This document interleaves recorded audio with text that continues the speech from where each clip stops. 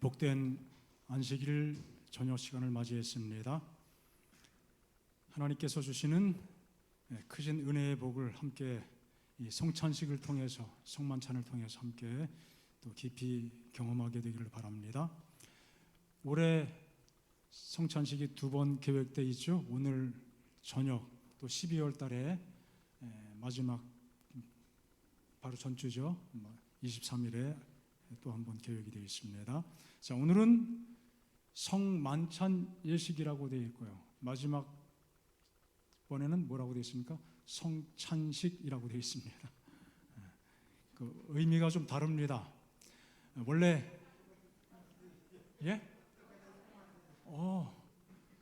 제가 잘못 봤습니다. 인쇄가 잘못됐네요. 저거 수정이 안 됐나 봐. 성찬식이라고 하라고 그랬는데 지금 저거는 성찬식이 맞습니다. 성만찬이 아니라 만찬은 저녁 때 해야 만찬이거든요. 안식일 낮에 하는 건데 성만찬. 이 사람이 눈이 이렇게 멀어도 검토한다고 검토했는데도 저렇게 됐습니다. 자, 오늘 올해 첫 번째 맞이하는 성찬식, 성만찬 예식으로 보내게 됩니다. 주님께서 먹이시는 성찬의 복이라는 제목으로 말씀을 살펴보겠습니다. 물론 이 말씀은 성찬식 때 나눴던 말씀은 아니지만 성찬의 의미가 그대로 또 담겨 있는 말씀이기도 해서 이 말씀을 선택했습니다. 엠마오 마을로 가는 두 제자가 주님을 알아보지 못했다가 그 식사하는 그 자리에서 주님께서 축사하시는 그 순간에 그들이 그렇게 애석해했고 참 궁금해한 그분이 바로 예수님인 것을, 바로 그분인 것을 마침내 보게 되었죠. 바로 그 장면입니다. 이르되 미련하고 선지자들이 말한 모든 것을 마음에 더디 믿는 자들이여, 그리스도가 이런 고난을 받고 자기 영광에 들어가야 할 것이 아니냐 하시고, 이에 모세와 모든 선지자의 글로 시작하여 모든 성경에 쓴 바 자기에 관한 것을 자세히 설명하시니라. 자, 이럴 때 그들의 마음이 어떻게 됐었다고 그랬습니까? 뜨거워졌다고 그랬어요. 어쩐지 우리가 주님이 그분이 말씀하실 때 우리의 가슴이 뜨겁지 아니했더냐, 그런 고백을 하게 되죠. 그들과 함께 음식 잡수실 때에 떡을 가지사 축사하시고 떼어 그들에게 주시니, 성경에 자주 표현되는 말씀이에요. 성찬식 때도 이 표현이 되어 있고 지금도 이 표현이 이렇게 되어 있고, 그 다음에 5,000명을 보리떡 5개 물고기 2마리로 먹이실 때에도 이와 같은 표현이 나와 있습니다. 떡을 가지시고 축사하시고, 다시 말하고 축복하시고 떼어서 주신다. 오늘 우리에게 우리 주님께서 동일한 은혜를 허락해 주시기를 바랍니다. 주께서 우리 모두에게 복의 떡, 복을 선포하시는 축복의 떡을 먹이시고 또 나누어 주시는 귀한 시간이 되기를 바랍니다. 너무 유명한 사건이라 어린아이들, 아주 어린아이들 아니면 다 기억할 것입니다. 화성 연쇄 살인 사건. 이 사건에 억울한 누명을 쓰고 20년 동안 감옥살이 한 사람이 있었습니다.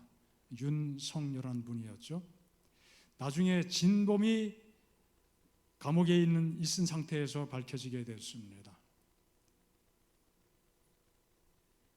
이런 여러 과정을 통해서 그 사실이 알려지게 되고, 그 사람은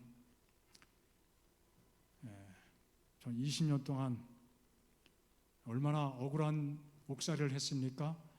내가 아무리 아니라고 이야기해도 해결할 길이 없었습니다. 그리고 만기 출소를 하게 되었죠. 나중에 진범이 나타나게 되었습니다.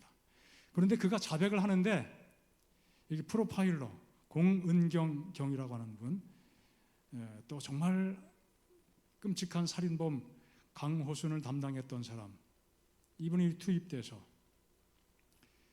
그의 입을 여는 데 성공을 했다는 유명한 일화가 전해집니다. 그가 이 범죄자를 만나서 제일 먼저 하는 일이 무엇인가? 소위 신뢰의 관계, 래포 형성이라고 이야기하죠.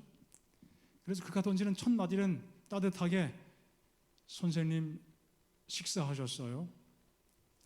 불편한 곳 있으면 말씀해 주세요. 그 끔찍한 살인마를 앞에 두고 이 사람이 하는 첫 번째 마디는 뭐예요? 밥 먹었냐 하는 거예요. 잘 먹었냐? 어디 아픈 데 없냐? 별로 아닌 것 같지만 그것이 우리의 삶에 매우 큰 비중을 차지하는 일임에 틀림이 없습니다. 우리 한국은 꽤 오래전부터, 요즘에는 그런 인사를 잘 안 하지만 어떤 문화적인 과정 배경 속에서 식사하셨습니까? 밥 먹었니? 그게 뭐가 됐어요? 하나의 인사가 됐습니다. 뭐 그럴 만한 배경이 있었겠죠. 정말 먹고 살기 어려운 그 시절을 겪었기 때문에 그것만큼 중요한 인사말 없었을 것입니다. 그리고 지금도 부모들은 종종 자녀들에게 어떻게 인사를 표현합니까? 관심을 표현합니까? 밥 먹었니? 오늘 아침 먹었니? 통화하면은 뭐 먹었어? 그렇게 묻기도 합니다. 그것은 중요한 관심사이기 때문에 그렇습니다. 여러분, 밥은 무엇입니까? 밥 먹지 않고 살 수 있는 사람 아무도 없습니다. 밥은 먹어야 됩니다. 우리의 생명을 유지시켜주는 매우 중대한 요소, 절대적인 요소이죠. 여러분, 하나님은 우리에게 먹여주시는 분이에요. 또 잔치상을 베풀어 주시는 분이십니다. 구약 제사에서 많은 그 예물 있죠? 그 예물을 불태워서 없애버리는 것이 전부가 아니었습니다. 때에 따라 그런 예물도 있었지만 대부분의 예물들은 어떻게 했습니까? 제물을 드린 자가 먹고 또 이웃과 함께 나눠 먹기도 하고, 그 제물을 먹도록 허락하신 것입니다. 먹도록 계획을 해주셨어요. 먹는 것은 제사 절차의 중요한 과정이었습니다. 여러분, 하늘은 어떤 곳입니까? 하늘에 먹을 게 있을까요? 없을까요? 하늘에 갔을 때 입 닫고 그냥 지퍼 딱 닫고 그러고 그냥 살고 노래만 하고 그렇게만 사나요?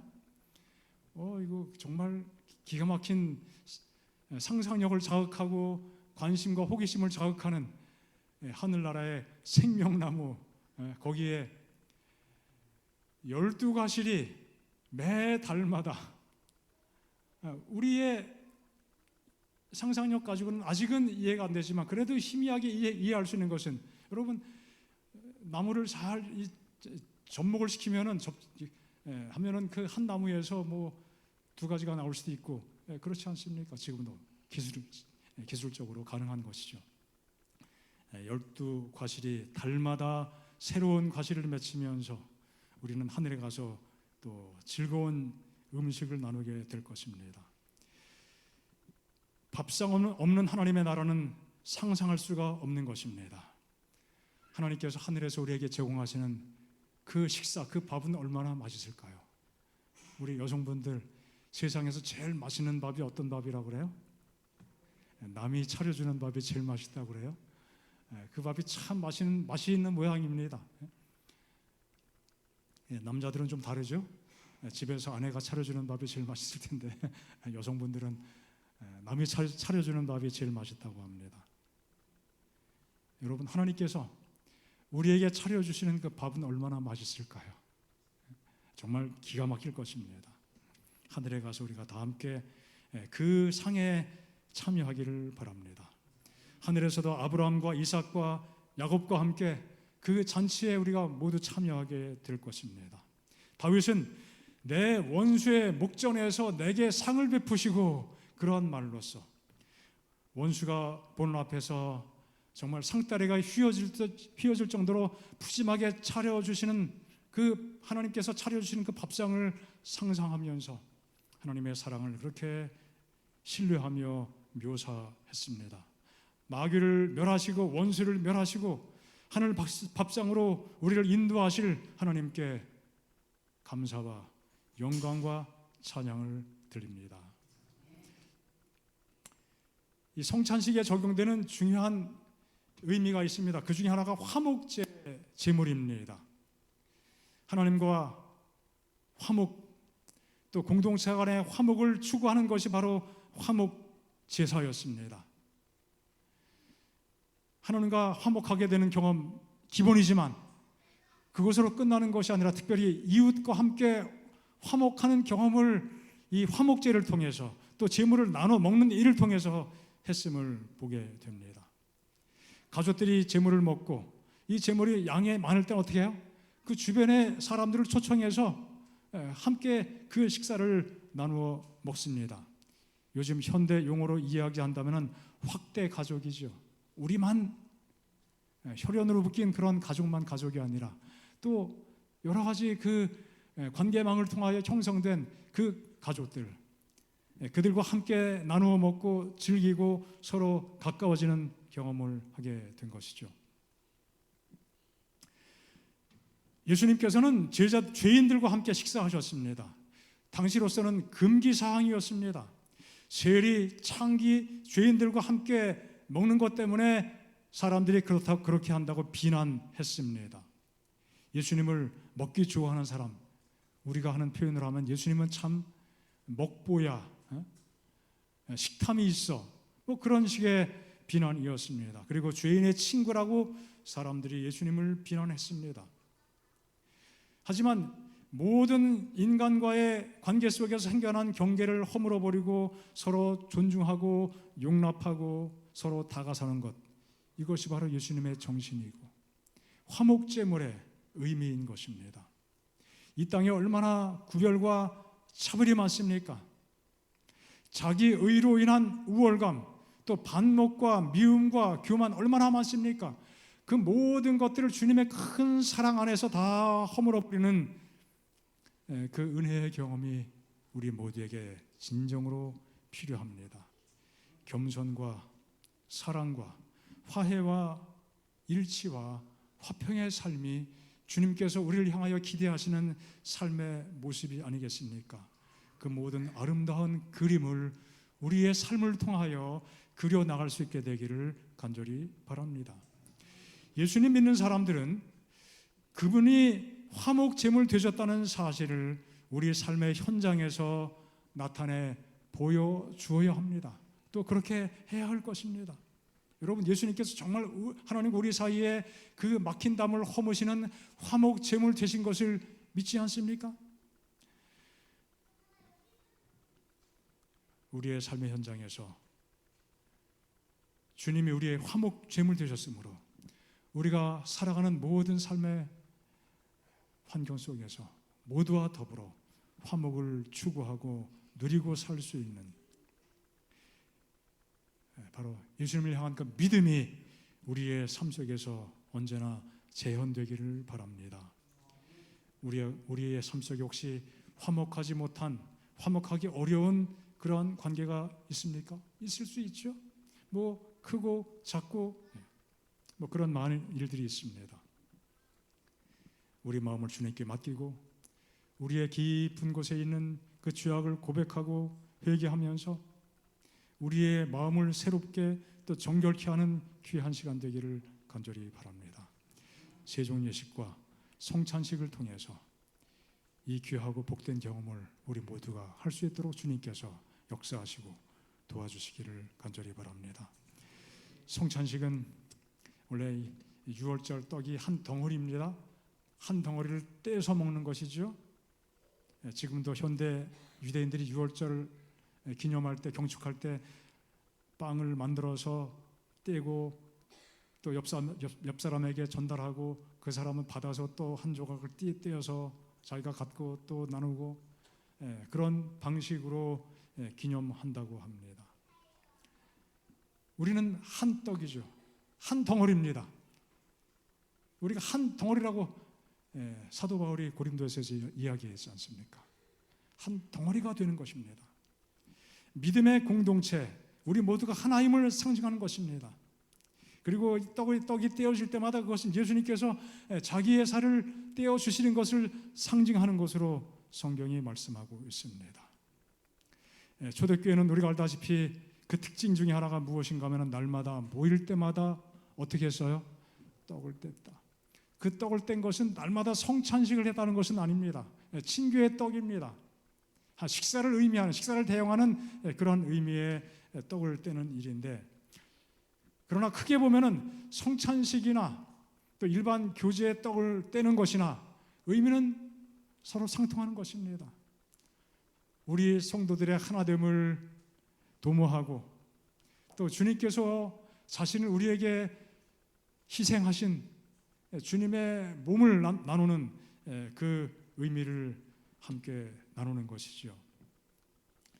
사도들의 기억 속에는 주님께서 떡을 떼어 주시던 그 기억이 너무나 생생한 기억이었습니다.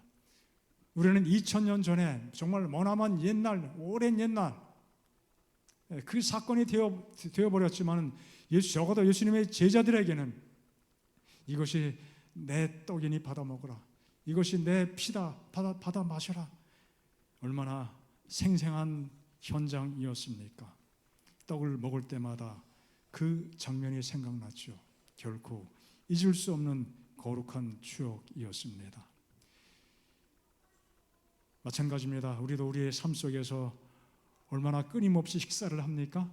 아침, 점심, 저녁. 요즘에는 뭐 저녁 가볍게 드시는 분들이 많이 계시지만 어떤 분들은 죽어도 세 끼, 하루 3번 밥, 그런 분들이 꽤 계십니다.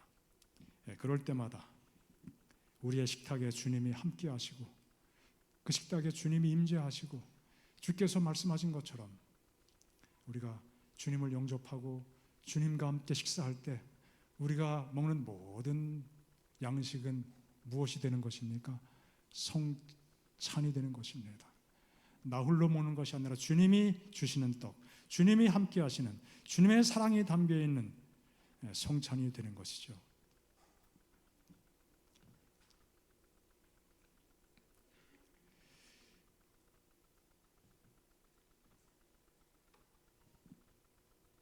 자, 엠마오 마을을 향하여 가다가 주님 경험했던 그 장면을 상상해서 만든 그림입니다. 이들은 이곳에서 예수님을 직접 만나게 되었습니다. 그리고 그 마음속에 소망을 다시 불타오르게 됐습니다. 정말 30리 되는 길을 예수님과 함께 걸어갔지만 또 함께 대화도 나누었지만 그분이 부활하신 예수님인 줄을 알아보지 못했던 정말 희한한 경험이죠. 잘 이해하기 어려운 경험이었습니다.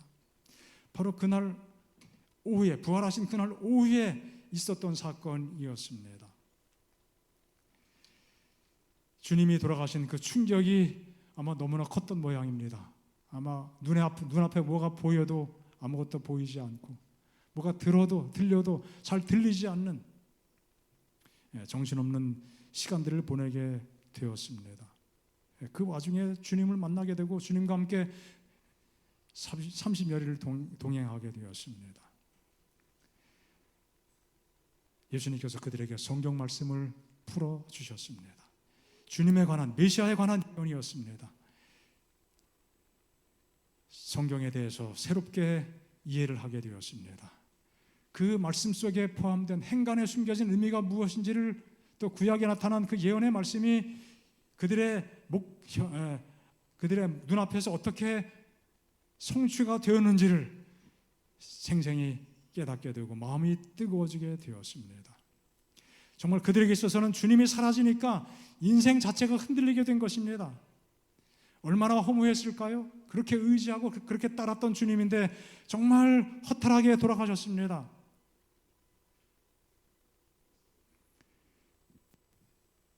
가장 큰 대역 죄인으로 몰려서 처형을 받으신 예수님, 얼마나 제자들의 마음이 참 무너졌겠습니까? 그 깊은 절망감, 허망함에서 절대로 헤어나올 수 없을 것 같은 심정이었습니다. 그런데 주님께서 찾아오시고 그들에게 나타내 보여주셨습니다. 그들의 마음속에 얼마나 힘이 솟았는지, 코가 석자라는 말로 정말 깊이 절망했지만 이제 먹으려고 했다가 밥상 걷어 치워놓고 어떻게 했어요? 그 밤에 예루살렘으로 속히 달려갔습니다. 그들이 만난 예수님을 사람들에게 전파하기 위해서였습니다. 그 마음속에 희망이 생긴 것이죠. 소망이 불붙하게 되었습니다. 우리의 삶 속에도 필요한 경험이 있다면 바로 이와 같은 경험이 아니겠습니까? 정말 주님께서 우리의 마음속에 임재하시고 우리 앞에 나타내 보여진다면 얼마나 힘이 넘치겠습니까? 삶의 어려움과 걱정과 근심과 염려 모든 것들이 한순간에 날아갈 것입니다. 여러분, 때에 따라 우리의 삶의 고통과 고난과 혼란 그리고 근심과 답답함이 밀려올 수 있습니다. 막다른 골목에서 정말 암담한 그 마음을, 처절한 마음을 가지고 혼자 씨름해도 해결할 수 없는 수많은 문제 상황들이 있습니다. 뒤틀리고 꼬인 그런 상황에 처했을 때 우리에게 정말 필요한 경험은 무엇일까요? 예수님 만나는 경험이 아니겠습니까? 주님께서 우리에게 말씀해 주시고 우리에게 힘을 주시고 용기를 주시고 소망을 새롭게 하시는 그 놀라운 경험이 우리의 삶 속에서 계속 이어지기를 간절히 바랍니다. 그들과 함께 음식 잡수실 때에 떡을 가지사 축사하시고 떼어 주셨다.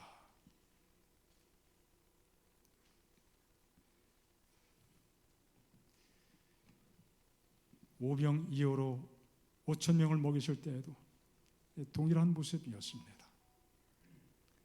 이것은 굉장히 의미 깊은 식사입니다. 자, 여기에 담겨 있는 이 성찬식이 지향하고 있는 중요한 의미가 무엇일까요? 여기에 포함된 중요한 고백과 간증이 무엇입니까? 이것은 우리의 신앙 고백의 기초입니다. 성찬의 핵심은 하나님께서 인간 되시고 그 하나님께서 십자가에 못 박혀 돌아가셨다고 하는, 내 모든 죄를 용서하시고 나를 구원하기 위하여 돌아가셨다는 그 신앙 고백의 기초입니다. 이 초대교회 교인들은 이 성찬식 때문에 오해를 받기도 했습니다. 기독교 신자들은, 예수 믿는 사람들은 인육을 먹는다더라.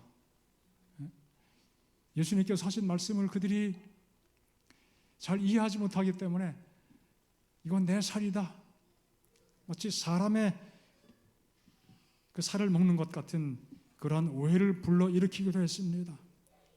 물론 거기에 모함이 포함된 것이죠. 하지만 그리스도의 피로 말미암아 우리를 구원하신 그 사실이 얼마나 놀라운 것입니까? 그분이 주시는 생명의 떡, 생명의 살, 그분의 희생, 그것에 대한 깊은 고백이 늘 우리 마음속에 간직되기를 바랍니다. 하나됨과 평등과 겸손과 사랑 그리고 평화, 이 중요한 가치를 추구하고자 하는 그 마음의 그 방향이 이 성찬식에 포함되어 있음을 기억하시기를 바랍니다. 이 세상에는 여전히 차별 또 편견 가득합니다. 신분의 차별, 아주 뿌리 깊은 역사를 가지고 있습니다. 계몽된 이 사회 속에도 여전히 그러한 의식 넘쳐납니다. 그렇죠? 특권의식.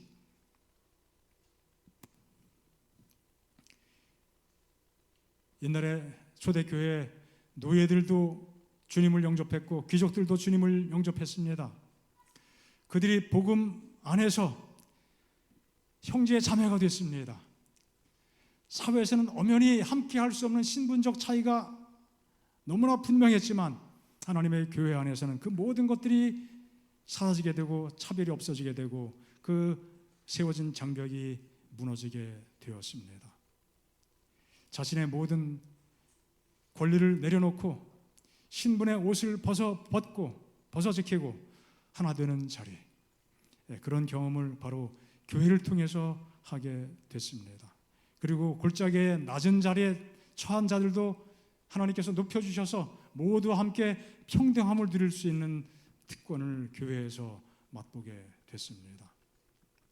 여러분, 저 종로 인사동 입구 들어가다 보면은 그 왼쪽으로 혹시 기억하시는 분이 계신가 모르겠습니다. 승동교회라고 있습니다.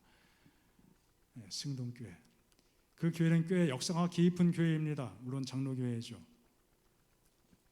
우리 한국 교회 역사 속에서는 그 승동교회 하면 떠올리는 이미지가 무엇인가 하면은 천하디 천한 백정들과 함께한, 양반들도 백정과 함께하는 교회, 그런 수식어로 이해가 됩니다. 한 번은 백정인 박 씨가 장티푸스에 걸려 알아 누웠습니다. 왕의 주치의죠, 제중한 의사 에베슨이 사무엘 무어 목사와 함께 그분을 찾아 왕진했습니다. 그가 얼마나 황송했는지 어쩔 줄 몰랐습니다. 고종 황제의 주치의가 자기를 찾아와서 왕진합니다. 이 천하대 천한 백정을 찾아와 치료해 준다는 그 사실 자체가 믿기지 않는 사실이었습니다. 그러면서 가슴 깊은 곳에서 뜨거운 것이 솟아 올라왔습니다. 이름도 없고 호적도 없고 거주지도 제한받는 그야말로 천하디 천한 천민 백정이었습니다. 가슴 고사하고 상투조차 틀지 못하는 상황이었습니다. 그가 깊은 감동을 받고 병이 나은 다음에 어디 갔을까요? 교회를 당연히 찾아갔습니다. 곤당골, 고운담, 곤당, 고운, 곤당, 고을. 지금의 소궁동에 있는 교회입니다. 지금은 없어졌죠. 그가 백정이라는 사실을 숨기고 교회에 나갔습니다. 그가 거기에 선교사를 통해서 이름도 받게 됐습니다. 세례도 받았습니다. 백정이 입교했다. 이것은 한국 교회 역사에 또 근대사에 일대 사건으로 기록이 되었습니다. 평민도 아니고 중인도 아니고 가장 천하게 여김받는 백정, 양반들과 동등한 자리에서 예배를 보고 세례까지 받고, 그것이 나중에 밝혀지니까 교회가 발칵 뒤집혔습니다. 이럴 수가 있느냐.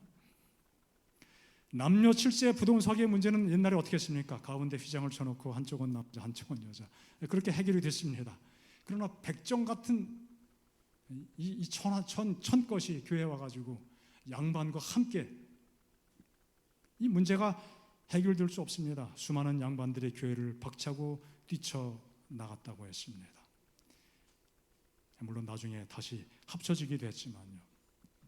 그리고 이 박성춘이라는 사람은 신분을 철폐하고 백정도 갓을 쓸 수 있게 해달라고 조정에 청원합니다. 그리고 여러 루트를 통해서, 도움을 통해서 그 뜻이 관철됩니다. 가보 개혁 단행과 더불어서 그 뜻이 관철되었습니다. 그래서 박성춘을 비롯한 곤당골 교회 백정들은 너무도 기뻐서 밤에 잘 때도 갓을 벗지 않았다고 그렇게 기록이 되어 있어요. 얼마나 좋겠어요. 이 꿈이냐 생시냐, 꿈이냐 생시냐, 자다가도 그냥 믿겨지지 않습니다. 그 사실을 지켜본 선교사 무어 목사님은 링컨 대통령의 노예 해방 선언을 들은 흑인들도 갓을 쓸 수 있게 된 조선 백정들처럼 기뻐하지는 않았을 것이다, 그렇게 평을 했습니다. 이게 누구 덕분입니까? 다 주님 덕분이에요. 다 주님 덕분이에요. 여러분, 그저 한 세기 전만 해도 우리 여성분들, 우리 한국 사회에서도 그렇죠. 숨이나 제대로 쉬고 살았습니까? 다 주님 덕이 얼마나 크고 큰 것인지 알 수 없습니다.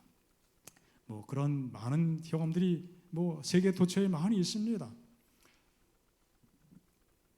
하나님의 귀한 사랑과 은혜가 우리 모두의 마음속에 함께 하셔서 우리가 살아가는 삶의 현장 속에서 주님께서 기대하시고 원하시는 그 뜻을 따라서 우리 모두가 하나됨을 기억하고 평등함을 기억하고 그것을 추구하고 또 그것을 추구하기 위해서, 그것을 맛보기 위해서, 그것을 전파하기 위해서 우리 모두가 겸손과 사랑으로 살아가야 된다는 사실을, 그리고 모두와 더불어 평화라는 그 가치를 추구하면서 살아가야 한다는 사실을 늘 기억하시기를 바랍니다. 자, 또 한 가지는 소통의 자리이고 행복의 자리가 되는 것이죠. 식사는 우리에게 필요한 자양분을 공급하기 위한 필수의 과정이지만 단지 생명을 유지시키기 위해서만 필요한 것이 아닙니다. 요즘에는 혼밥 문화가 많이 확산됐습니다. 참 사는 게 없을 것 같아요. 뭐 어쩔 수 없이 뭐 한두 번은 할 수 있지만 늘 그렇게 혼자 먹고 사는 사람, 먹는 재미가 참 반감될 것입니다. 함께 이야기 나누고 사랑을 나누고 소통하고 그런 자리가 함께 먹는 자리죠. 전 먹이도요, 엄마의 젖을 먹을 때 전 먹는 것에만 집중하지 않지 않습니까? 그죠? 그 아이가 엄마 젖만 쳐다보고 열심히 빨아먹나요? 그 눈은 어디로 가 있어요? 엄마 얼굴, 엄마 눈, 엄마 표정 두리번거리고 뭐 하는 거예요? 먹으면서도 엄마랑 대화하는 거예요. 말은 안 통하지만 뭔가 사랑을 주고받는 거예요. 이것도 중요하지만 이건 더 중요한 거예요. 그죠? 오늘 우리가 함께 성찬을 나누면서 우리 성도들 사이에 마음을 열고 서로 소통하며 행복을 먹는 귀한 자리가 되기를 바랍니다. 그리고 우리의 삶의 일상 속에서 우리의 소소한 삶을 나누는 경험도 중요합니다. 때에 따라서는 뭐 아시시하고 아무것도 아닌 것 같은 내용을 서로 이야기하는 것, 아니 뭐 그게 뭐 취향과 성향에 따라서 별것 아닌 것처럼 느낄 수도 있겠지만 그러나 어쨌든 중요한 것입니다. 그렇죠? 우리 아내들의 불평이 무엇입니까? 남편들이 잘 대화에 소통에 참여하지 않고 그냥 건성으로 듣는 둥 마는 둥 그런다고 하지 않습니까? 그 소소한 것들 아무것도 아닌 것 같지만은 함께 공유할 때 행복은 서로에게 더 크게 증폭이 되는 것이죠.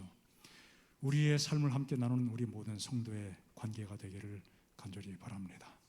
이 모든 것들이 성찬식을 통해서 또 새롭게 경험될 수 있기를 간절히 바랍니다. 서로에게 다가가며 소통하며 하나 되는 원암교회, 이것이 우리 모두의 꿈이 되기를 바랍니다.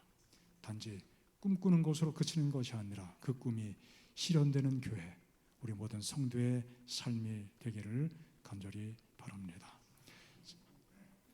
자, 우리 함께 잠깐 기도드린 다음에 세종 예식을 거행하겠습니다. 하나님 아버지,